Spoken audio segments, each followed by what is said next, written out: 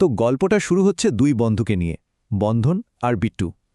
একদিন বিকেলে ওদের মনে যে প্রশ্নটা এসেছিল, সেখান থেকেই আমাদের আজকের এই যাত্রার শুরু।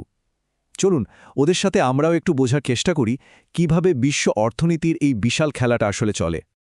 আচ্ছা, এটা কি কখনো মনে হয়েছে যে পৃথিবীর বড় বড় সব মিটিংয়ে যা যা ঠিক করা হয় সেগুলো নাকি সরাসরি আমাদের সবার ভবিষ্যৎকে গড়ে দেয়? কিন্তু কিভাবে? এই প্রশ্নটাই কিন্তু আমাদের আজকের আলোচনার একেবারে কেন্দ্রে। আর এই একই প্রশ্ন একদম এটাই বিট্টুর মনেও এসেছিল, যে এতগুলো বড় বড় দেশ একসাথে বসে কিভাবে ঠিক করে ফেলে যে আমাদের ভবিষ্যৎটা কেমন হতে চলেছে। চলুন এই বড় প্রশ্নটারই উত্তর খোঁজা যাক। তো চলুন শুরু করা যাক এই বিশ্বভ্রমণ। আর আমাদের প্রথম স্টপ দাভোস। বলা হয় ভবিষ্যতের সবচেয়ে বড় আইডিয়াগুলোর জন্ম হয় নাকি এখানেই। ব্যাপারটা কি? প্রতি বছর জানুয়ারি মাসে সুইজারল্যান্ডের দাভোস শহরটা যেন একটা আইডিয়া ফ্যাক্টরি হয়ে ওঠে। এখানেই বসে ওয়ার্ল্ড ইকোনমিক ফোরাম, মানে বিশ্বের সবচেয়ে প্রভাবশালী মানুষেরা একসাথে বসে ঠিক করেন ভবিষ্যতের দুনিয়াটা দেখতে কেমন হবে। এই স্লাইডটা একটু খেয়াল করলে দেখবেন, গত 10 বছর ধরে দাভোসের আলোচনায় কিন্তু কয়েকটা বিষয় বারবার ঘুরে ফিরে আসছে, যেমন আর্টিফিশিয়াল ইন্টেলিজেন্স বা এআই, জলবায়ু পরিবর্তন আর অর্থনৈতিক স্থিতিশীলতা। মানেটা কি? মানে হলো এগুলো কোনো ছোটখাটো সমস্যা নয়, বরং আমাদের সময়ের সবচেয়ে বড় চ্যালেঞ্জ, যেগুলোর সমাধান এখনও খোঁজা হচ্ছে। আর 2025-এর এজেন্ডা দেখলে তো ব্যাপারটা আরও পরিষ্কার। আলোচনাগুলো এখন আরও এক ধাপ এগিয়েছে। এখন শুধু এআইয়ের সুযোগ নিয়ে কথা হচ্ছে না, বরং সেটাকে নিয়ন্ত্রণ করার প্রশ্নটা বড় হয়ে উঠেছে। ঠিক তেমনি জলবায়ু পরিবর্তন নিয়ে শুধু কথা নয়, এর জন্য নির্দিষ্ট ফান্ড তৈরি করার আর নতুন অর্থনৈতিক নীতি বানানোই এখন মূল লক্ষ্য। তাহলে এই সব বড় বড় কথার আসল প্রভাবটা ঠিক কোথায় গিয়ে পড়ছে? ধরুন ব্যবসার কথায় যদি বলি, নতুন প্রযুক্তি আসছে, যেমন অটোমেশন। এর ফলে পুরনো কারখানার কাজগুলো বদলে যাচ্ছে। আর সাধারণ মানুষের জীবনে এর মানে হলো হয়তো একজন অ্যাকাউন্টেন্টকে এখন নতুন ডেটা অ্যানালিসিস সফটওয়্যার শিখতে হচ্ছে, কারণ চাকরির বাজারটাই যে পাল্টে যাচ্ছে। প্রভাবটা কিন্তু একেবারে সরাসরি। দাভোসে তো দারুণ সব আইডিয়া তৈরি হলো, কিন্তু শুধু আইডিয়া থাকলেই কি হবে? না, আইডিয়াকে সত্যি করতে তো টাকা লাগে, তাই না? আর সেই টাকার যোগান দিতেই আসে আমাদের দ্বিতীয় গুরুত্বপূর্ণ মিটিং, আইএমএফ আর বিশ্বব্যাংকের বৈঠক। আর ঠিক এখানেই প্রতি বছর এপ্রিলে আইএমএফ আর বিশ্বব্যাংক আসরে নামে। ওরা ঠিক করে কোন আইডিয়াগুলোতে টাকা ঢালা হবে। দাভোসের স্বপ্নগুলোকে বাস্তবে রূপ দেওয়ার যে ব্লুপ্রিন্ট, সেটা এখানেই তৈরি হয়। কোন দেশে নতুন সেতু হবে বা কোন প্রকল্পে লোন দেওয়া হবে, সব সিদ্ধান্ত হয় এখানেই। গত এক দশকে ওদের মূল কাজটা ছিল অনেকটা বিশ্বের অর্থনীতির একটা বার্ষিক হেলথ চেকআপের মতো। মানে অর্থনীতিকে কিভাবে বাড়ানো যায়, দারিদ্র্য কমানো যায়, আর বিভিন্ন দেশকে উন্নয়নের জন্য ঋণ দেওয়া যায়, এসবই ছিল মূল ফোকাস। আর 2025 সালের জন্য ওদের লক্ষ্য কিন্তু 3টা। আর সবচেয়ে মজার ব্যাপার হলো, দেখুন কিভাবে 3টা জিনিস একটার সাথে আরেকটা জুড়ে আছে। আরও চাকরি তৈরি করতে হবে, কিন্তু চাকরি তো তখনই টিকবে যখন অর্থনীতি স্থিতিশীল থাকবে।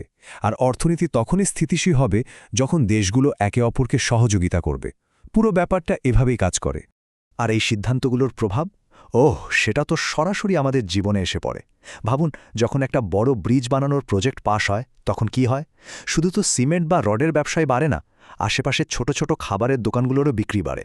আর এভাবেই নতুন রাস্তা, স্কুল, হাসপাতালের সাথে সাথে স্থানীয় পর্যায়ে হাজার হাজার মানুষের কাজের সুযোগ তৈরি হয়। কিন্তু একটা মিনিট, ভাবার কোনো কারণ নেই যে এই খেলার সব নিয়ম একা পশ্চিমারাই ঠিক করছে। না, এখন মাঠে কিন্তু এক নতুন আর বেশ শক্তিশালী খেলোয়াড়ও চলে এসেছে। চলুন পরিচিত হওয়া যাক ব্রিক্সের সাথে। ব্রিক্স নামগুলো তো দেখতেই পাচ্ছেন, ব্রাজিল, রাশিয়া, ভারত, চীন, দক্ষিণ আফ্রিকা, সাথে আরও নতুন দেশ যোগ হচ্ছে। তো এদের মূল উদ্দেশ্যটা কি? সহজ কথায়, বিশ্ব অর্থনীতির যে টেবিলটা আছে সেখানে নিজেদের জন্য একটা শক্তপোক্ত চেয়ার নিয়ে বসা, যাতে সিদ্ধান্ত নেওয়ার সময় তাদের কথাও সমান গুরুত্ব পায়। আর ওরা কিন্তু শুধু মুখে বলেনি, গত 10 বছরে বেশ কিছু বড় বড় কাজও করে দেখিয়েছে। যেমন ধরুন, নিজেদের একটা ব্যাংকই তৈরি করে ফেলেছে। আবার মার্কিন ডলারকে পাশ কাটিয়ে কিভাবে ব্যবসা বাণিজ্য করা যায় সেটাও ভাবছে। মানে বিশ্ব অর্থনীতিতে ক্ষমতার ভারসাম্য বদলানোর একটা বড় চেষ্টা চলছে। আর ভবিষ্যতের দিকে যদি তাকাই, ওদের প্ল্যান তো আরও বড়। ওরা গ্লোবাল সাউথ, মানে পৃথিবীর উন্নয়নশীল দেশগুলোকে নিয়ে এমন একটা নতুন অর্থনৈতিক সিস্টেম বানাতে চাইছে, যেটা আর আগের মতো পশ্চিমা দেশগুলোর ওপর পুরোপুরি নির্ভরশীল থাকবে না। তো এই ব্রিক্সের জন্য হচ্ছেটা কি? আচ্ছা, ধরুন ভারতের একজন ব্যবসায়ী, সে হয়তো ব্রাজিলে ব্যবসা করার নতুন একটা সুযোগ পেয়ে গেল। আর আমাদের মতো সাধারণ মানুষের কী লাভ? ভারত আর ব্রাজিলের মধ্যে ব্যবসা বাড়লে হয়তো আমরা আরও কম দামে ভালো কফি পেলাম, আর ওরাও হয়তো আমাদের দেশের তৈরি পোশাকটা কম দামে কিনতে পারল। এভাবেই কিন্তু সুযোগ তৈরি হয়।